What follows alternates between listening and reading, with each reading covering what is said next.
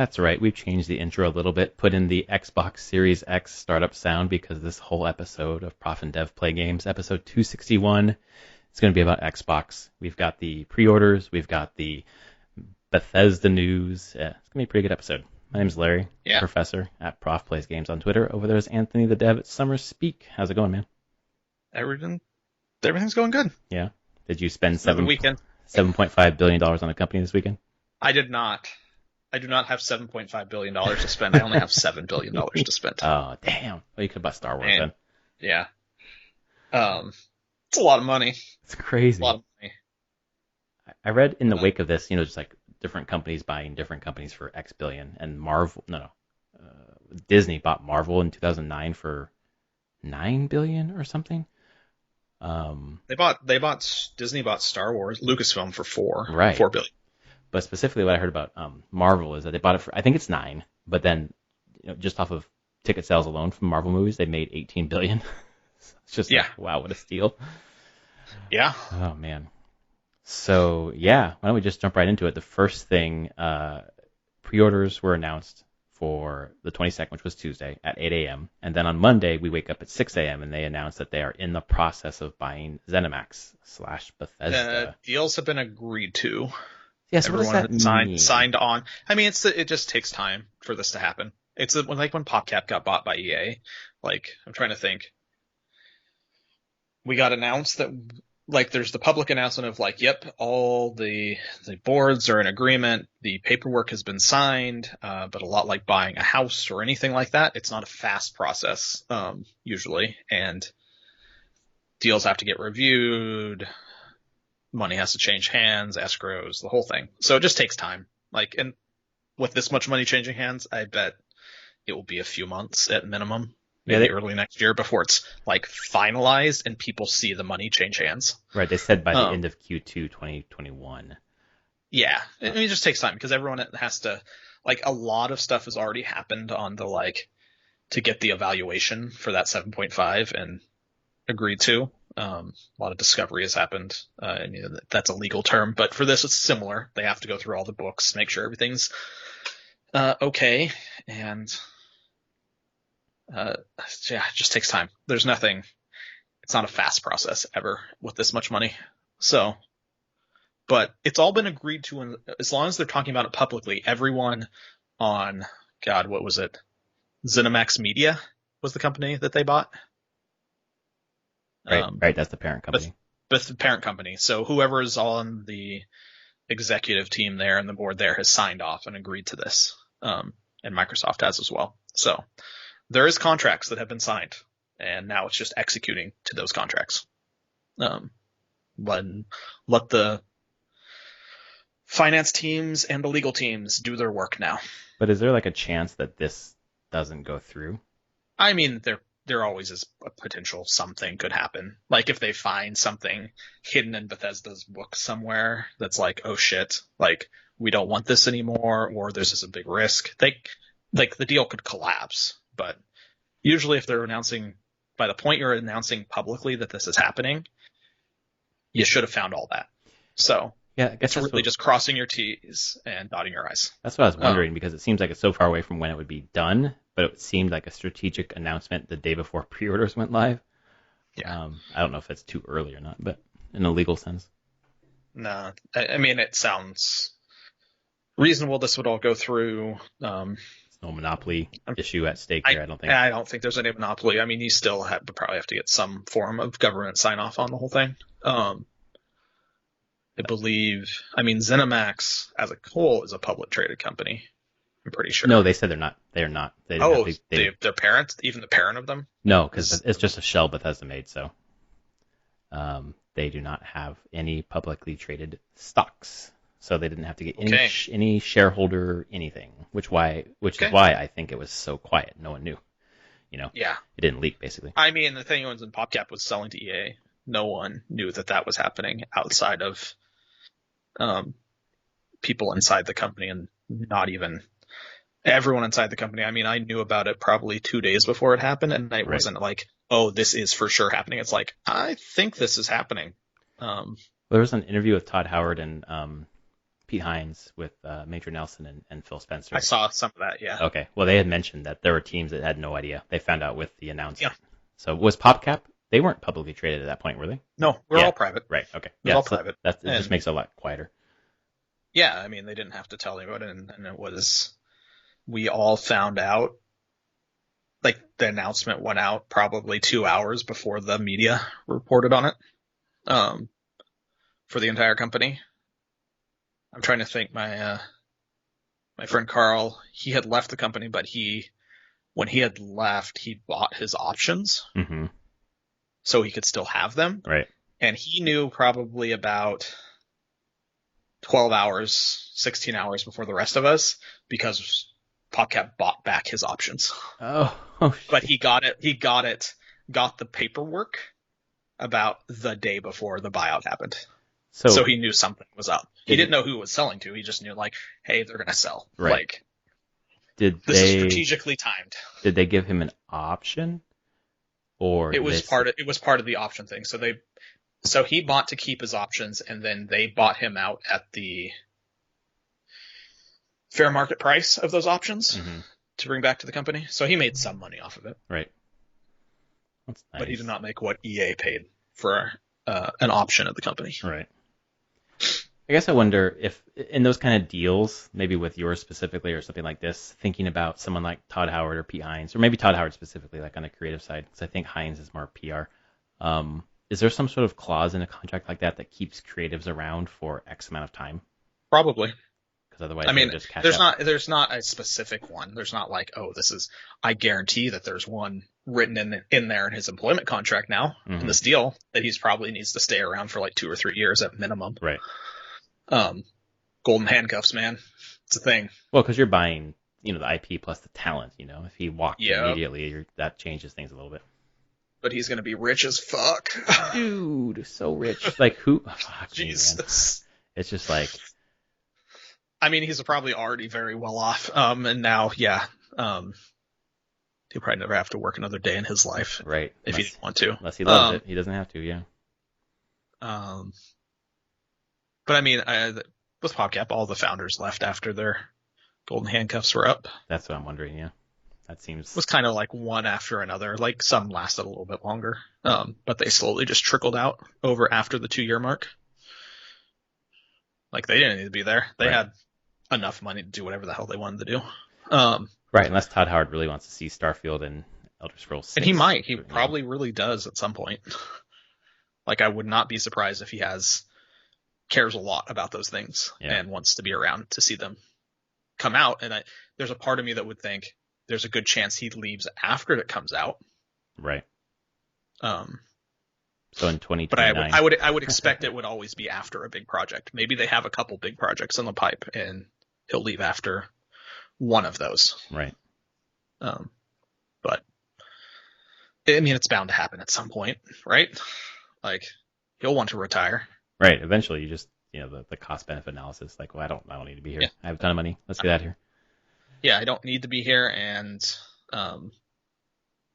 there's other things I'd rather be doing. Right. Even if it is still making games, it may just be I don't want to make the games that Bethesda makes anymore. I want to make something smaller, something experimental or very different. And guess what? I have the money to do that, so I'm just going to go do it. It feels like there's a bunch of ex-Blizzard guys that just started a new company this week as well, announced it. Oh, nice. Mike Morhaime. Oh, shit. Yeah, I saw that news. Yeah, I have to remember. There's a couple people from Hearthstone, a guy from StarCraft 2, and then Morhaime, who's been around forever. And they basically, it's like classic Blizzard people just formed a parent company that has two studios underneath of it. And they haven't announced any games, but it was like, yep. This is what they took a bunch of money and we're like, we're going to take a break after leaving Blizzard. And now we're back because we want to just do something ourselves. Right. So. No, it makes sense. I mean, it's, it's like, okay, I don't know how to ask this exactly, without sounding stupid, but like, what's your take on this acquisition?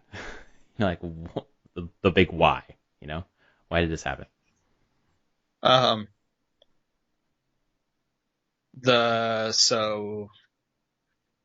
mean, Microsoft wants game studios right now. That's their whole thing is we want game studios, we want quality game studios and stuff that people are excited about. From the ZeniMax side of things, the ZeniMax proper, the big holding company, not ZeniMax Media. ZeniMax, I mean, aren't they just a financial company? I thought. My understanding like was that the parent, not ZeniMax Media, but ZeniMax. These ones that hold Bethesda, you mean? Yeah, one's a holding company, and then one because they were maybe I didn't know the whole thing. I thought they were owned by someone higher though. I didn't know there was. All I heard this in the last week was that Right. ZeniMax was basically a company that Bethesda made to like hold them for some legal reason, which I don't understand. Yep. I guess maybe not. Maybe I'm. Because I don't know if there's two ZeniMaxes. No, there's not. I'm looking at it now. No, it's ZeniMax and ZeniMax Media are the same thing. Mm-hmm. It's just they get talked about in different ways. So yeah, they just bought the whole thing. Right. Because my I don't know then. Like I know clearly Go ahead. they're ready to get out and make a bunch of money. Well, yeah. After the last few years of Fallout 4 not doing fantastic, and then Fallout 76 like really not doing well, I feel like they, 7.5 billion now is just like, yeah, let's do it because we haven't been having hits for a while, and our big heavy hitters are far in the future. Far in the future. I mean, they probably still have more than enough to survive as long, but there's a certain level where it's like maybe we just want to alleviate that risk. Like we're tired of managing this part of like, oh, do we have enough money? There's this, we have to worry about our games and being hits and not. And it's like we can, you know what? We can A, make a bunch of money by selling, and B, get support to get these games out. Right. I feel like subsidiaries are Alpha Dog Games, Arcane, Bethesda Softworks, id, Machine Games, Roundhouse Studios, Tango Gameworks, ZeniMax, and ZeniMax Online. Which is ZeniMax Online is ESO, right? Yeah. Yeah. It was formed specifically for ESO. Right. There's so many things there, and from like a Game Pass, like for me, it's about Game Pass. But I know people have been talking about like, filling in the idea that we don't have first party games and, single player games or whatever. I just feel like it's not even about PlayStation. Like I feel like they could put Elder Scrolls 6 or Starfield on PlayStation because you can either buy it for $70 there or you can come get it on Game Pass and basically $15 a month. I feel like what they're doing is buying stuff so that whoever else is trying to do Netflix of games can't do it or can't have the library. Because I think you're right. I think this is very much focused on Game Pass and future Game Pass. And boxing products. Other people out. Like if you want to come into the space and you see Game Pass and you say, whoa, Netflix of a game, that's a really good idea. What can I... Oh, everything's gone. I can't shit. Like they're going to own this fucking space. And that's like, so forward thinking in 5 years. Like think where Netflix was, 10 years ago and where it is now. Like that's what they're playing for. I don't think they give a fuck about PlayStation anymore. And like I think that they will put some games on PlayStation because why the hell not? It's crazy. Really flip the script. The closest I can think on this equation is that Microsoft wants to be the Netflix of games in the future, or have that kind of a market. And Sony is a lot more like HBO. Yeah, that's good. They're not doing, I mean, HBO is doing kind of their streaming thing now that no one ever truly understands. The difference between HBO Go and HBO Max. HBO Now. Whatever. But I just feel like they'll be like the boutique streaming service in 5 years of being like, you know that you might still subscribe to Sony for some things or have the PlayStation because you want their games of a certain quality bar. And a certain style, but then you just have Game Pass for everything else. And that's the place that I've kind of landed on with, the whole pre-order thing, which we'll get into, but I ended up pre-ordering an Xbox Series X for our friend Brad, and then he ended up getting one anyways, and I said, well, I'm going to keep this and decide what to do with it. And the more that I think about it, the more, like I hooked up my computer to the TV, and it was a little bit of a hassle, not too much, but just enough that I'm like, it would be nice to just have a box here that I turn on and play. that is the third-party machine. And with Game Pass and having more things come to Game Pass, like it is a little more attractive to have the Xbox under there for everything except for the Sony exclusives, Yeah. I don't know if I will do that or not in the end, but I do agree with you that I look at Sony now as you have like the beautiful single-player, story-driven narrative games. Like I go to HBO for those really wonderful, original series, and then for Xbox I play everything else. Yeah. So maybe. I think so. And I think that's what this purchase was about more than anything. Yeah, me too. Totally agree. I think they're up to 20. I saw it like 21 game studios now, which they've acquired so many in the past like 3 years. Right. The only thing that could be weird here is because Microsoft has done this before. They'll have some leadership change up high in Microsoft. And they'll be like, why are we spending money on this game shit? And then they'll close all these studios down like they did before. Right. And I can totally see that. The only thing that feels different is I feel like more people understand how important gaming is now. Yeah, I would hope. But maybe not. Maybe Don Matrick comes back. Just fuck. It's not even Matrick. Matrick was only the head of Xbox. Yeah. The Xbox division. I'm talking about like people above them, just in Microsoft in general, like where they're putting their money and being like, do we want to support the games division? Right. Because you never know. You never know when big leadership changes happen there. Absolutely. I think just in terms of numbers, looking at in this report or recently, Game Pass was at 10 million subscribers in March, and now it's at 15 million. So it's 50% higher, and it's just like $15 a month if it's Ultimate. Yeah, it's not Ultimate, I'm sure. Yeah, but still, that's a lot of subscription money coming in. I don't know. We'll see. But it was really smart of them, I think, to drop that news on Monday before the pre-order started on Tuesday. Obviously, it was. I assume it was to goose those numbers a bit in some way. Let's just put in comparison for Microsoft here. Of 2019, the Windows division, their Microsoft annual report is this. I'm trying to see how much they had Microsoft had $126 billion in revenue as an entire company. Right. I'm trying to see how much of that was games division as opposed to, I'm sure Windows and I thought I read 11. I thought I read 11 billion. I heard 11 billion. Yeah, that would be surprising. Yeah. So like 10% or less of the whole pie. But hopefully it's enough where they can just skirt through and be like, anyone above would be like, no, it's cool. You can just keep doing that. Right. Like you're profitable, you're making money. Just keep doing your thing. But I think if they keep pushing that Game Pass direction, then that's going to be the thing that they're going to pay attention to more than like how many units did you sell or not sell. Yeah. Yeah. In terms of pre-orders for Xbox Series X, I don't think you were in that madness. Did you try for someone, for a friend or whatever? I was up and I was around at the time. I just wanted to see what the websites would do, which is break most of the places. Even Microsoft, man. Yep. Oh, Microsoft I could never even get to. I could get it in my cart, but I couldn't do anything with it. Microsoft's site was just dead to me. Like it was just returning a 504 error. Oh, shit. Like server error. Not even a puppy like Amazon. Jeez. Nope, it was just dead. Just straight up dead. This is what you get. Kind of. This is the other side of the coin whenever you have a very specific time that all the pre-orders go live. Right. And the bots are just driving. Bots. Yeah, you're just DDoS yourself. Exactly. Well, I mean, people did eventually get them. Mostly. Yeah, it was weird. I think but kind of not. I don't know. It's hard to tell how many actually went to like bots and resellers and how many went to people that want them. The anecdotal evidence, just reading people's tweets and whatever else on Reddit and shit, kind of matched mine, where I got into the Target app, and I also had Microsoft Store up, both on my phone while I was cooking breakfast. And I was able to, I got in basically like 7:59 or whatever, and I was on Target immediately able to add it to my cart.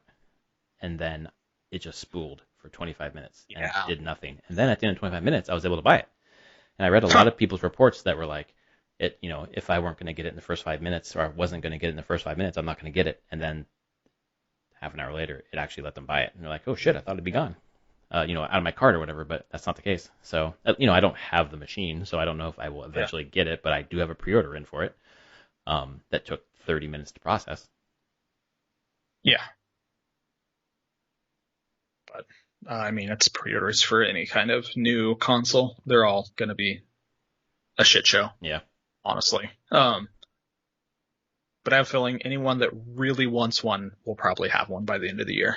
Yeah, I think the same thing that they're gonna release more waves or whatever. We still have a month and a half. So we have a month and a half, and I mean I'm sure the production is ramped up so that they're producing 1 million plus consoles a month. Mm-hmm. So there'll just be this continuous wave from pre-orders going up and then just waves post launch as well. Every week or two, new consoles arriving in stores. Right. So. Yeah, obviously the story is don't buy from scalpers because you'll be able to get one eventually. Yep. Exactly. And it honestly won't take you too long, I don't think. Yeah. So. They want you to have a box eventually. They do.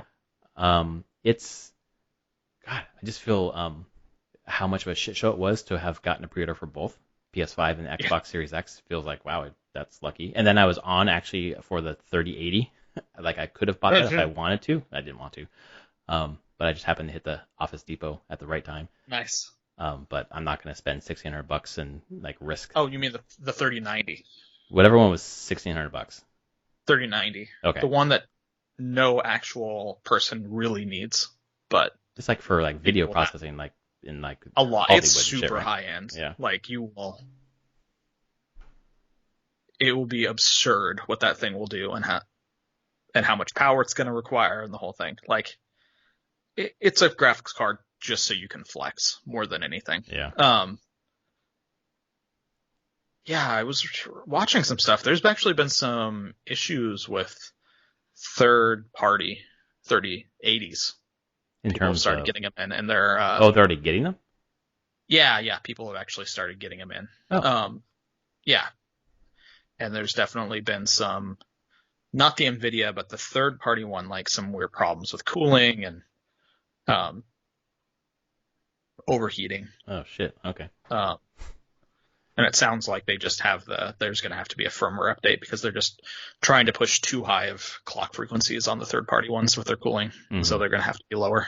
Are they trying to go higher than the NVIDIA clock speed? Some are, some aren't. It's just two videos I watched showed there's specifically 6 chips on the back of the card that need to be cooled pretty well. Yeah, I saw that.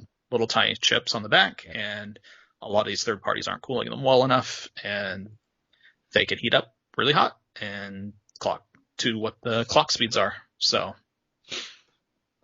yeah. So I'm like, this is why I never buy a graphics card, a new generation of graphics card when it first comes out. Right. I always wait for the revision. So in like a year and a half, there'll be a 3080 Super or whatever. Yeah. TI, whatever. Fix those issues. That's the one you buy. Yeah. Let them work out all the hardware issues. The guinea pigs. Yeah, exactly. Yeah. Yeah, it's crazy. Those 3 big launches all kind of in a row. Yep. Boom, boom, boom. Yeah. Then sorry, go ahead. Bethesda. Yeah, the Bethesda news just like it feels like there's only one deal that's bigger, and that was when Tencent bought Supercell for $8.7 billion. Yeah. Other than that, this is it. And to be honest, I don't even know what Supercell is. They make a bunch of mobile games and very popular mobile games and make a shit ton of money. Got it. And so I'm sure there'll be people that roll their eyes, mobile company. But like in 2018, they made $1.6 billion in revenue. So what do they make? Games like in the Chinese market or things that put? Yeah, I mean stuff here that you wouldn't. Yeah. Clash of Clans. Oh, they make Clash of Clans. Oh, okay. And Boom Beach and Clash Royale. Yeah. Brawl Star. Like. Okay. The games that have been out on them are games that make hundreds and hundreds of millions of dollars a year. Yeah. And yeah, Activision bought them. No, it was Activision. Tencent. Tencent bought Supercell. Mm-hmm. Activision bought King. King, right? For 5 who made something Candy billion. Crush. Yeah. King, who didn't they steal something from PopCap?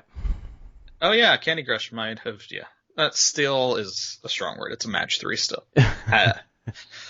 Match 3 game, very much like Bejeweled, but they were the ones who did make a port of Bejeweled back in the day, Right. to a different service in the UK. And they may have, Got some ideas. seen some of the source code and magic behind how Right. Bejeweled's gravity and bounciness and Right. everything. And wow, Candy Crush feels really good. I wonder why. So You heard it here first, folks. yeah, whatever. Like, it is a thing, but can't copyright that stuff. And Candy Crush has a very different aesthetic than Bejeweled did. Yeah. So right. That's what happens when you make easy puzzle games. People can make clones very quickly and easily. Right. I'd like to say reverse engineer, but they didn't reverse. Maybe. Maybe. I mean, they just knew what to do. Yeah. Yeah. So they had experience. So, yep. But yeah, Supercell. I didn't realize Supercell had sold for that much. Yeah, Holy crap. That's this week. Just listen to all the news. That's the biggest one.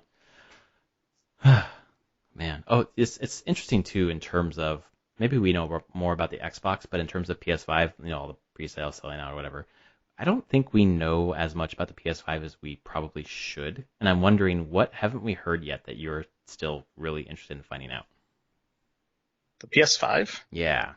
Like in terms of, for me, my answer would be the UI. How backwards compatible games are going to, like, if there's any upgrades at all for them in terms of like frame rate or whatever else. But mainly the UI we haven't heard about yet. Yeah, we haven't seen a UI yet.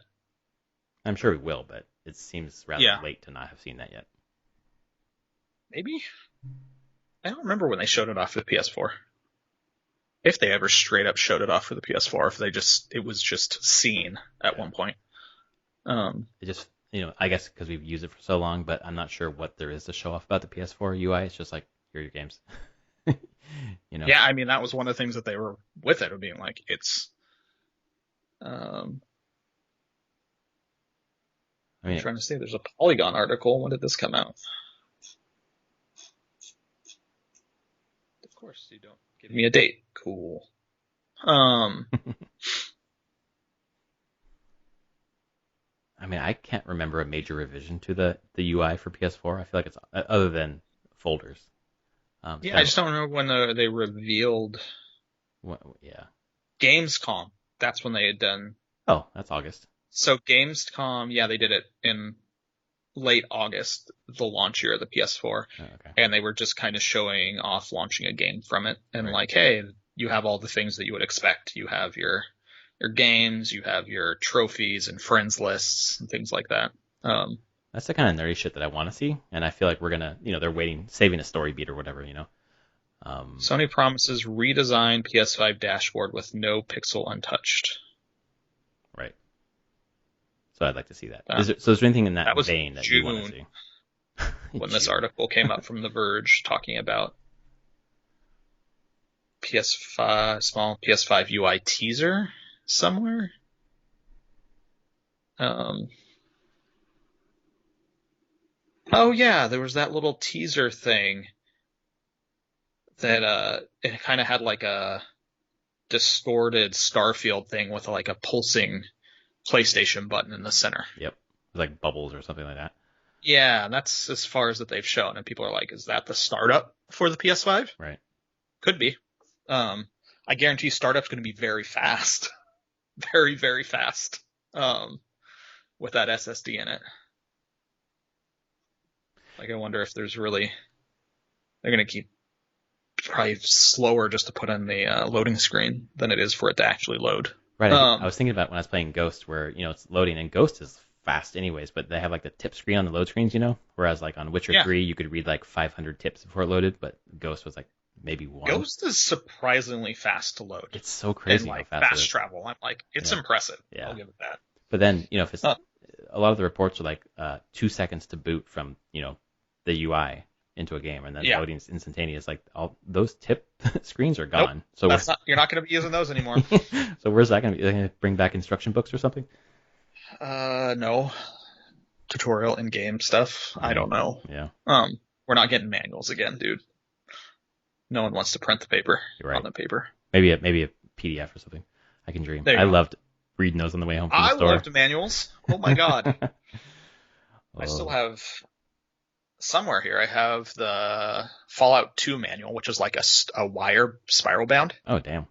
thing, and was really cool. It's so much lore in there. Yeah. I have the Diablo 2 manual still, So nice. which had like not a ton of instructions. I mean, the game doesn't require a ton of instructions, but it had so much just like world story and hmm lore in it.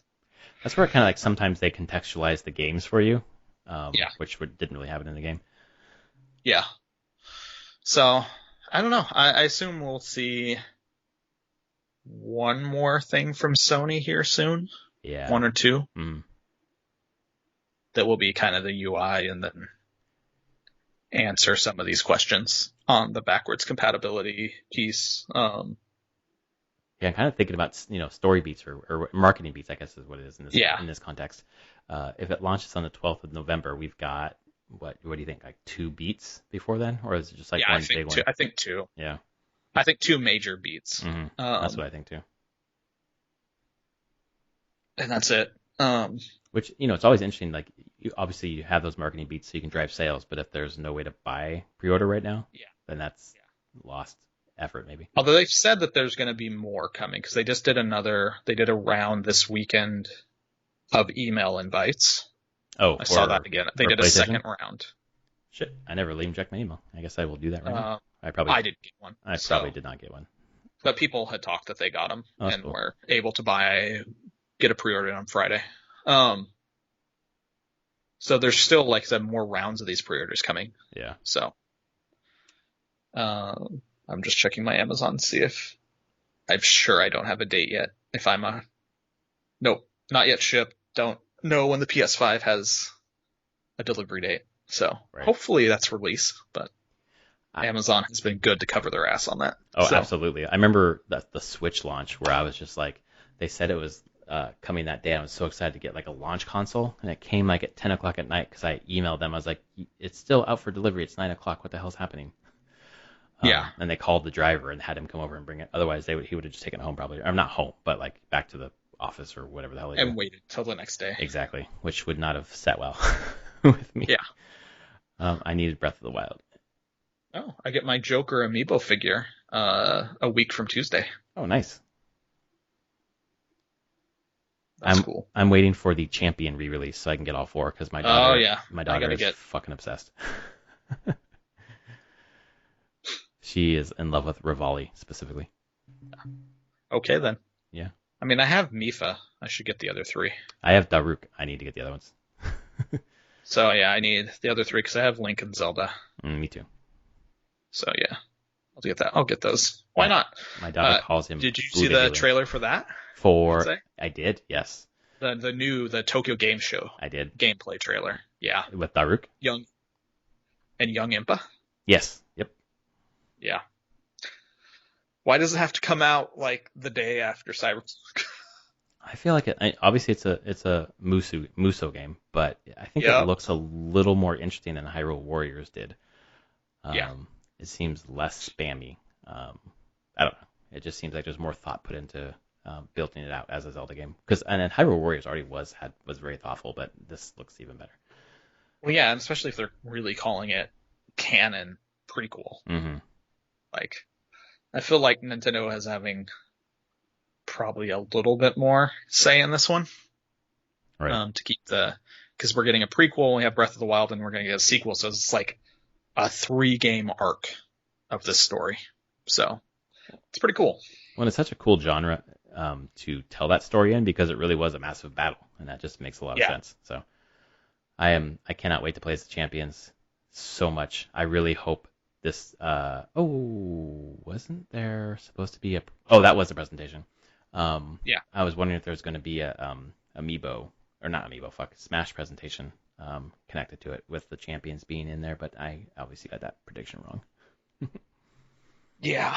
So it's been a pretty busy week, I think, overall. We were recording, I was like, man, what happened this week? I feel like this week has been forever. I thought I can barely remember what happened. Usually we text each other and like, okay, what are we talking about this week? We didn't do it this week, and I thought that's because it's obvious. We're talking about Bethesda. Yeah. But it just feels like there's been a ton. Oh, totally. Like the dam has burst open, and here comes all the things Yep. over the next month and a half. Right. But yeah, I think Microsoft is setting themselves up really well. Not necessarily for console, like people will buy the consoles.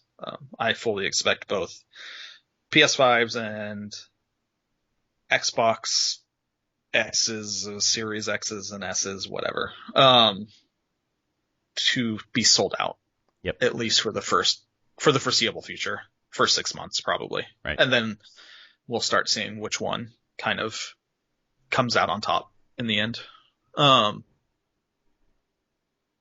But like I said, I don't think Microsoft cares that much anymore. I don't think so either. They just want people on Game Pass. Right. Like if they're competing on like sell the box that plays the games, like they lose, I think.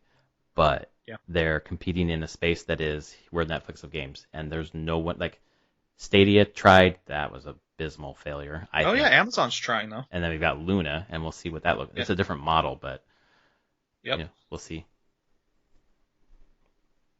I don't know. I signed That's up so weird. just to see what it's like. Oh, so did I. Yeah. I'm like, sure. Yeah. You can use your own Bluetooth sign- controller, which is nice.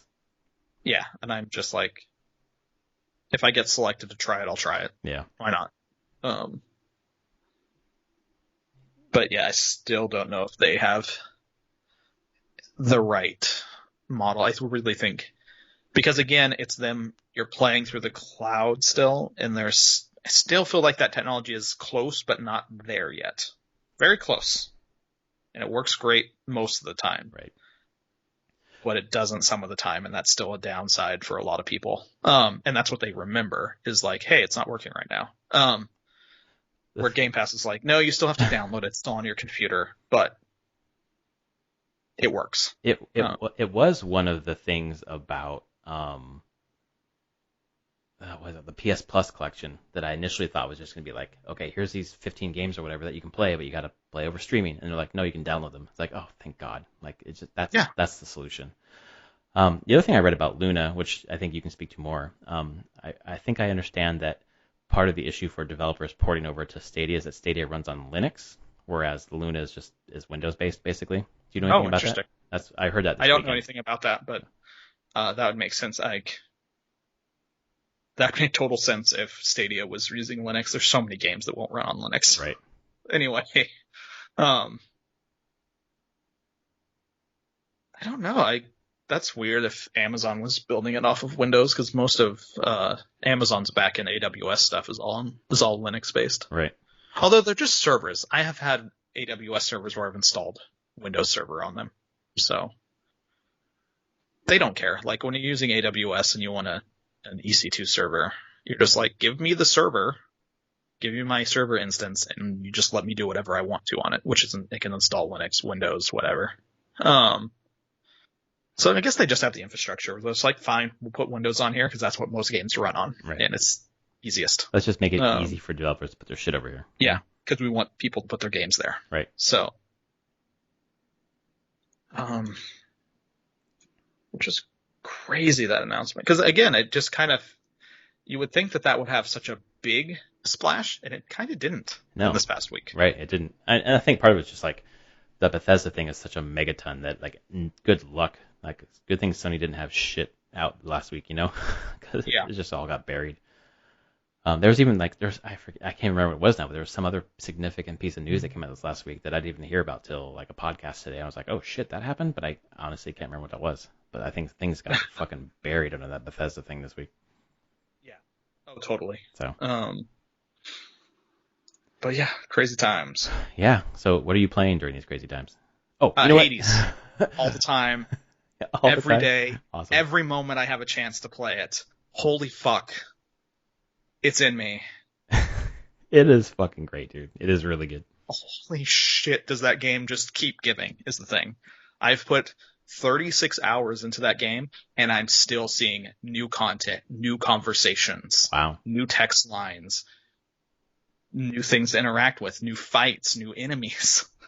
Like, I'm just like, how deep does this go? When does it stop? Because at this point, I'm like, it doesn't, ever. I've unlocked all the weapons, and each weapon has 4 forms.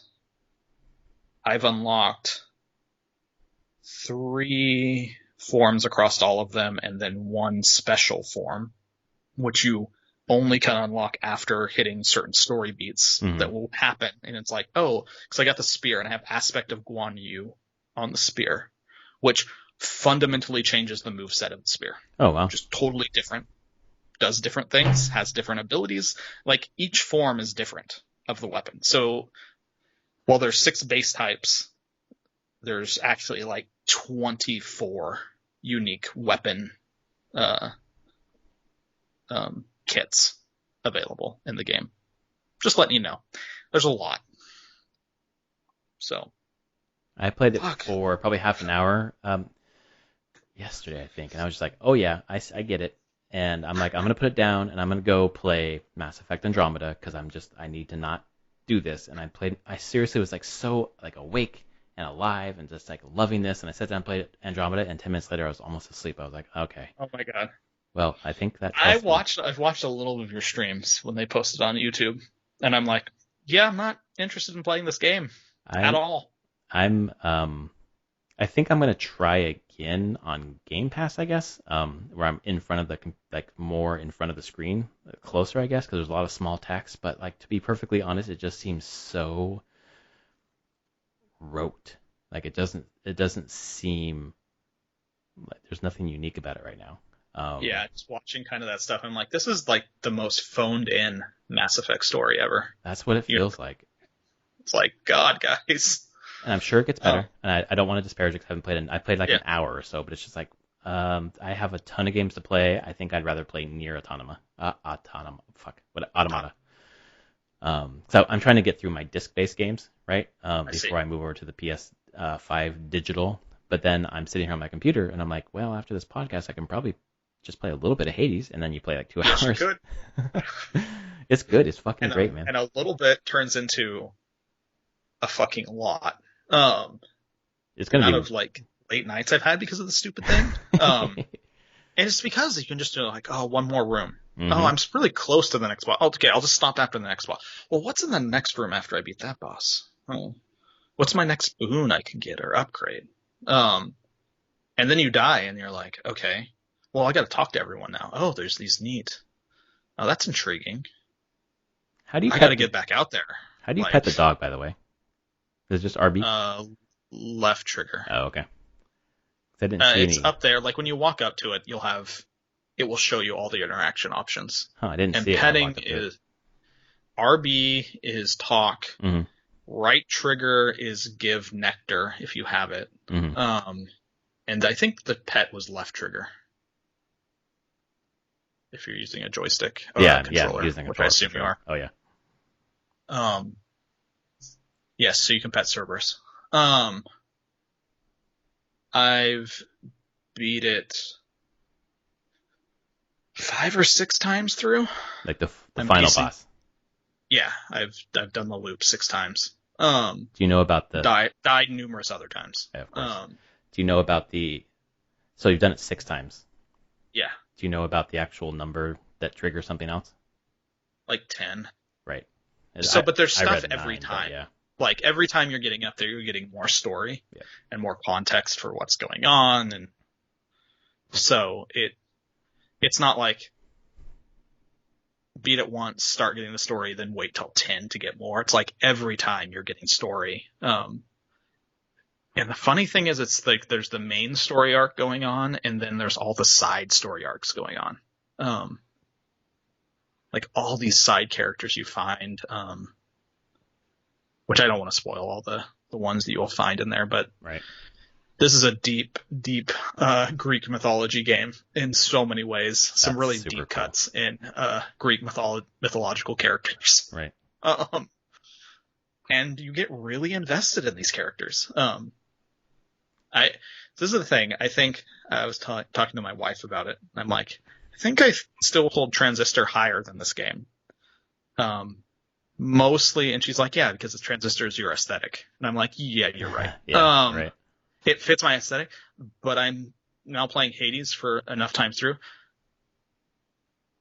I feel like Hades is an incredible accomplishment, far more than any other game that they've ever made. Would you say like it's their best game, even though Transistor is your favorite? Yeah. Yeah. I think Hades is the most ambitious thing I've ever seen a small studio do.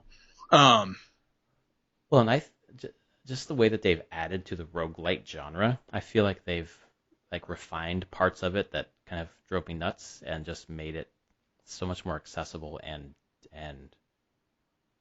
like playing a game like Rogue Legacy or whatever, like it's fun and there is bits of story, but not enough to really like sink your teeth into. But this has so much.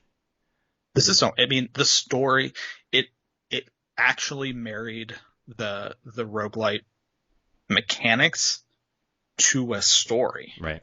And not in a like, oh, we just got to put story on top of this thing. It's like, no, we've contextualized everything. All the mechanics in the game are contextualized back to the story. And the loops and dying and coming back is all part of it. Right.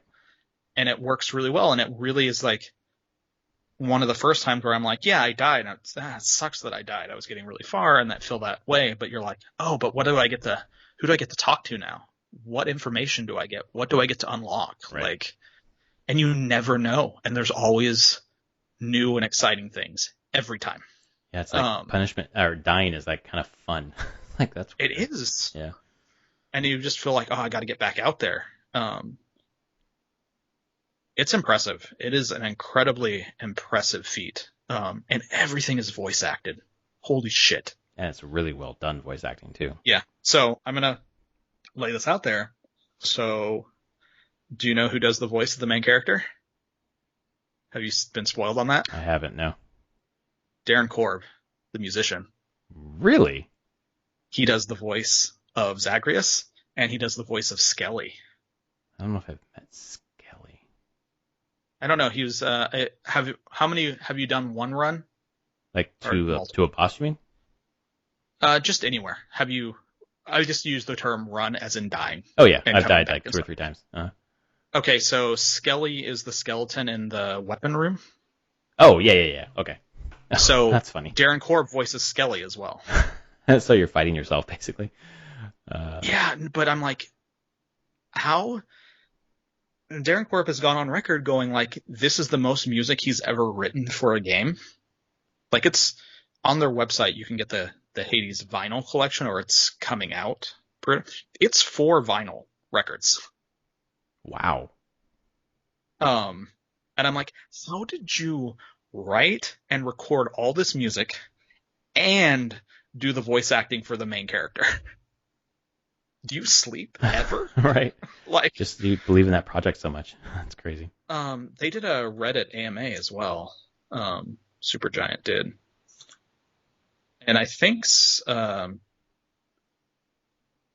the main writer, Greg Kasavin, said he wrote something like 184,000 lines of dialogue, 150, something up there.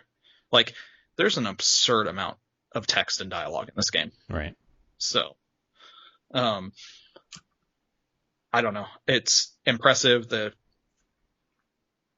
details get to me every time. Like, I don't know. I can't believe how polished it is in every little tiny way and side thing. Like, you're only 3 runs in. You're just going to keep going and you're going to meet new characters and you're going to talk to them and things are going to change or they'll be in different places. And you start piecing together different parts of these character stories. You start unlocking new areas back in the House of Hades and you're upgrading there's like lounges and like employee rooms and just all sorts of crazy shit. It's crazy. I don't know. It's up there. I'm like playing it. I'm like, is this my game of the year? It might be. Right. I don't know. 'Cause this is one of the craziest games I've ever played. I always liked roguelikes. This one takes it to a new level though. Yeah, they've always been appealing to me. Something like Dead Cells, for example, was like super planned. I probably put 20 hours into Dead Cells and really enjoyed it. And this has the same thing plus fucking great story and I think better production values and I mean one thing I didn't really like from Supergiant was Pyre. Pyre. And that's only because of the sport thing. Like, I didn't really care about that game that much. I think the production values of Pyre were really well done. Yeah, me too. Like, and the actual mechanics were fine. It's just I didn't get into the core of that gameplay. It was just like, this is just too weird for me. Yeah. But the like art and character design, it was well thought out, but Oh, for sure. I feel like this is on a different level. Like they've taken everything that they've learned and just put it in here, and then polished it over and over and over again. This game really feels, having only played it for maybe 2 hours so far, feels like a masterpiece. It really does. It kind of does. And that's why I'm sitting here at 30. Well, yeah, Epic says 34 hours. And I don't want to stop playing it. Mm-hmm. If the fights haven't gotten boring, even though I've seen a lot of the same fights, I'm just like, I'm never bored. I'm never having a bad time. The music hasn't got old to me at all. Mm-hmm. I'm now humming and tapping along, even when I'm not playing the game. It's just like, it's just in my head. And mechanically, the fighting feels so good. And playing it a lot more, they've done a ton of polished stuff on like where it's not a multiplayer game and online. They do a lot of screen shake and slow mo, all these little tiny polished things that just really emphasize the like when you're hitting guys or getting hit, Mm-hmm. that just amplifies that visceral reaction while you're playing. Things you might not put on the first or second pass, but on their 10th pass through, you might add those things. Yeah, they're just like adding these little details over and layer and layer and layer on top, and it just all adds up to just something magnificent.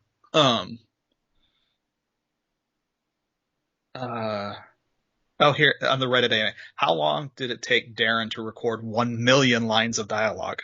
His answer, approximately 3 years. Oh my God. The million is an exaggeration, but still, he's basically been recording lines for that character over 3 years. Right. I feel like you lived that character at that point. Yeah.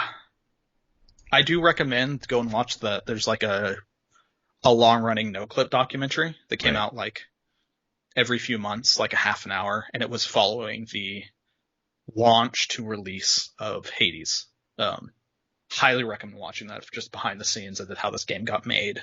And especially this last episode that was like pre 1.0 launch, talking about it, and where they shut down for COVID and all started working from home, and how they had to adjust to that and launch this game in that environment. From home, basically. It's fascinating.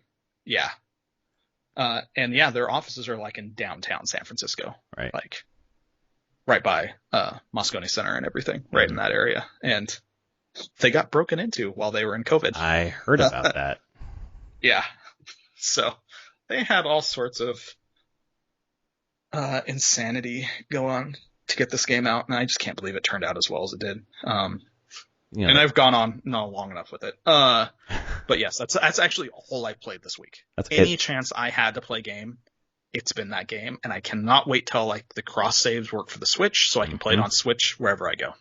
I've heard really good things about people playing it on Switch, and then the people, like every podcast I listen to is talking about this game, and a lot of them are playing it on Switch, and the people who are playing on PC are like, it's great on Switch, it is phenomenal on PC. Like they're just so. Once the cross save comes on, it's going to be so good to play on the go and then bring it back home. You say everyone talking about. I am surprised too. Everyone, like main streamer that I even pay attention to, has been playing it. Yeah, it's everywhere. It's ridiculous. It's people I'm like, I would never have thought you to play this game, and I've never thought you would have gotten this invested in this game. Because there's like one of the main streamers. It's like, oh, I'll just pay. Like people tell me this is a good game, I'll play it. And then he played it for 6 days straight on stream. He's just like, nope, we're playing Hades. I don't care what else I said I was playing. I want to play this game. Yep. It gets us hooked into you, man. They really, so good. So that's it for you this week then, huh?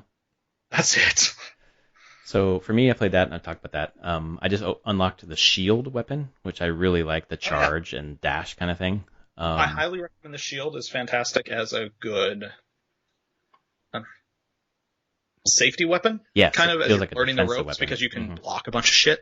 Well, and I got to this room where it was like survive for 45 seconds. I'm like, great, I got a shield. Yep. So I was like dashing around and used my shield, and it got to like I think like 10 seconds left, and like all the witches were throwing those purple orbs at me from like Yeah.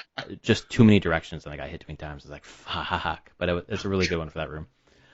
Yeah. So playing that, I started Mass Effect Andromeda, which after I started, I realized, what the fuck am I doing? The last time I played Mass Effect was during the 2016 election, Oh no. and I killed Tali and killed, I think it was just Tali that night.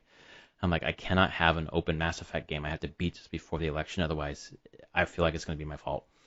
But it's boring. It is really boring so far. I'm really not having fun with it. I'm like, if I'm not having fun with it, like I have other games to play. So I might give it another chance, but I have not enjoyed it so far. And then, dude, Animal Crossing. I think I finally get it. Why that game is so good. Obviously, I've been looking for a game to play with my daughter that has no battling, that's just like chill. And I was like, oh, I try Animal Crossing. I bought this a long time ago for this specific reason, but just didn't really get it. So I put more hours into it and started to get it. And then my daughter just, she's having fun like decorating and collecting resources and the new characters that come to the, I just got Blathers the Owl, for example. And Yep. I'm trying to get the Nook Market or whatever it's called, where you. Yeah, I know what you're talking about. Yeah. Because the actual like store. Yeah, exactly. Because the fucking Halloween update, you have to have that. And I don't know if you need the original one or the upgraded version. I'm not sure, but I showed my daughter the Halloween video, basically, of Animal Crossing. She's like over the moon. She cannot wait. And I was like, oh, okay, I get it. Yeah, you should have no problem getting the market. I think. I just need like 3 or 4 iron nuggets to get the base market, but it's supposed to be expanded in some way. I think that takes like a month, and I'm hoping that you can buy like the Halloween stuff at the base market, basically. Base market. Because without, we can't go trick or treating this year, obviously. So it'd be kind of nice to do something like that. And just like she looks forward to it. We talk about, we role play all the time, which is like basically she wants me to be Tom Nook and wants me to like have her buy things. So she's like decorating her, we're just finding junk around the house for her to decorate her tent with, because she has a tent. So she's like, has a tent, and so the character in the game is named after her, but a short version. So it's her real name, but the short version. So in real life, when we call her her long name, she's like, nope, call me the short version. Like, okay, you're not a character in the game. You understand that, right? So it's been a lot of fun, that game. So it's a game that I basically want to like play an hour of every day, just to like kind of grind for resources and do everything, check all the checkboxes basically, and then log off. So it's been a ton of fun playing that. And then Saturday, my brother and I finally got back to Gears 4 and finished Gears 4 on PC. And I gotta say, man, that was fantastic. It was a really good first-person shooter where every level they like changed the mechanics a little bit, so it doesn't feel like the corridor shooter over and over and over again. Which honestly, Halo kind of just feels so repetitive to me. But Gears did this one at least. Gears 4 didn't. I really enjoyed my time with it, even though we've played it over like the last year and a half. Like our scheduling is so sporadic that when we got to the end, spoilers for Gears 4, I guess. I don't know if you're gonna play Gears 4, Anthony. No. Okay. So in the end, you defeat the Hive boss and you go in to the Hive, and then there's a woman who's attached to the Hive, and it's like this really powerful scene, and she's up, crying or whatever else, and it's Laura Bailey doing the voice of Kate, and it's just like just a ton of gravitas in this whole scene. It's like really affecting me, It's like this pretty cool, but I'm like, who the fuck is that woman? And I asked my brother, and he's like, dude, that's her mom. You don't remember that? I'm like, no, that was like a year and a half ago that we like met her mom. So that kind of ruined the scene a little bit, that I forgot who that was. But otherwise, it was a great game. And I guess the big thing this week is I think it was this week, I platinumed Ghost of Tsushima. Good job. I went and got the final. I think the last thing I needed to do was to bow at a hidden altar, and I just needed one more, apparently, because I did one and I got it. And then it gives you this special armor, which looks really cool, and it tells you it gives you like a nice little on-screen message about how great of a warrior you are or whatever. And man, I hope you get to the end of that game, because the thing that you get after the game, you get a house, basically. I'll just say that. Okay. But what's inside the house is such a cool thing that I hope you get there and see it. I will. I'm sure I will. Give me some time. But I find myself wanting to go back and play that game, because I played it, every night or every other night for like 2 months. It's just like it was fantastic, man. It was really good. So I'm happy to platinum it. I'm proud of having that platinum, even though it took me. I streamed every minute of it, so counting up all the YouTube videos is something like 70 hours. Yeah, okay. So, and you could do it a lot quicker. I barely rode my horse. I usually just ran around. I see. So yeah, I ride my horse quite a bit when I'm playing. Yeah. So good stuff, and that's what I've been playing this week. Yeah. Oh, cool. Yeah. Anything else for the good of the podcast? No, I just can't believe you're in Animal Crossing now. Dude, I am in it. I get it so much now. I want your dream code. I want to go visit your island. I have to actually log in and see what my island even looks like now. Yeah, They're going to be sad that I've been gone. They are going to be sad, but maybe happy that they can see That's you the thing. That's the thing with Animal Crossing. They never shame you for being gone. Like the interaction when you come back to it is they're like the citizens are so happy that you're back. They thought you had left, and they're just excited that you're back around with them. Right, and I get that completely in New Horizons. I feel like in New Leaf a little bit, it was like, you're the mayor, you've been gone. And it's like, okay, well, I'm not going back then. I felt a little bit of that. I guess in this one, people, because I've had coworkers that have gone back after a few months, more recently playing, and they're like, yeah, everyone was like super happy that I'm back. Right. Didn't make me feel like crap. It's very nice. So I did not think I'd get into this game, and I'm way the fuck into it. It's a weird game. I'll give you that. Like, you don't think you'll get into it, but then you realize there's something very genuine about the game, and very chill about it. Super chill, yeah. It is just like, and that's why it's selling so goddamn well at this time. Well, it released at such the perfect time when everyone just wanted to escape to a fucking chill world. Yep, that's exactly it. And it's funny because 3 days ago, the Animal Crossing Switch re-released with the really cool mint green and whatever turquoise blue. Yep. I had it in my cart. I almost bought it. Almost bought it, and I couldn't do it just because I'm spending so much money on PS5 or whatever else. But then I went into the fucking game, and at the little whatever the fuck it's called, Nook Miles or the ATM thing and the whatever, for 35,000 bells, you could buy that in the game and put it in your tent. And I totally did. I was like, okay, I don't think it's going to be tomorrow. It's like a daily sale. So I'm just going to go collect another 10,000 bells somehow and then buy this fucking thing. And that's exactly what I did last night. And I felt very happy. Except I haven't logged on today to actually get it. So I'm going to get it and go put it in my little house. Nice. It's good. And then, anything else? Nah, I'm good. Okay. Because I have a new podcast set up that lets me play music, I'm not going to do this very often, but I'm going to finish out with some music. It's only 7 seconds. Okay.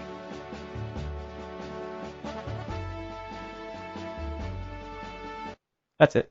All right, folks. Thanks. It? Okay. That's it. Thanks for listening to episode 261 of Prof and Dev Play Games. He's at Summerspeak. I'm at Prof Plays Games. If you like our show, please rate us. And just keep in mind that Donald Trump paid more for sex than he did in taxes. And we'll see you next week. I pay more in taxes, I think, in a month. Oh, yeah. Paycheck than he does. And less for sex. So. It's true. It's very true. Oh, man. All right, folks. We'll see you. God. We'll see y'all next week. Later.